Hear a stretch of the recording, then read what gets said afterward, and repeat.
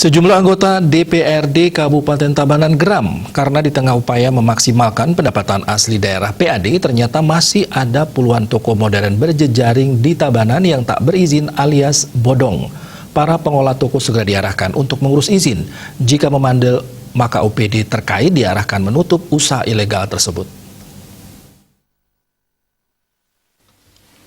Ketua Komisi 3 DPRD Tabanan, Ana Agung Dharma Putra mengatakan pihaknya akan menggenjot toko modern berjejaring yang belum berizin supaya segera mengurus izin. Ia meminta dinas terkait agar lebih tegas dengan situasi ini. Bila nanti tidak diindahkan, terpaksa Satpol PP akan diturunkan untuk menutup usaha tak berizin tersebut.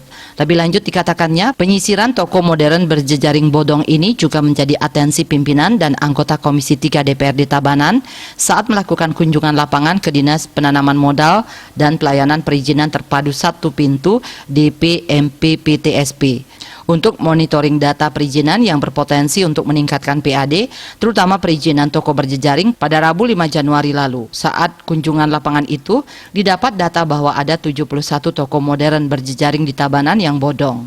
Dharma Putra mengungkapkan jika tidak berizin artinya peluang untuk PAD juga dipastikan hilang karena pengusaha toko tidak membayar pajak.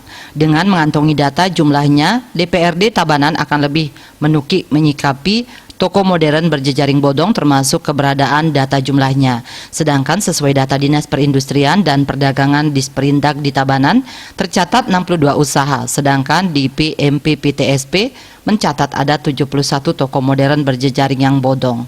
Menurutnya, sekecil apapun yang dapat berkontribusi terhadap PAD, maka hal itu akan berarti sekali. Sedangkan penertiban tidak hanya berlaku bagi toko modern berjejaring bodong, tapi berlaku juga bagi potensi sumber PAD lainnya. Usaha itu diantaranya villa yang menjamur di Tabanan dan beberapa yang belum mengantongi izin usaha termasuk pendapatan pajak dari sumber air bawah tanah.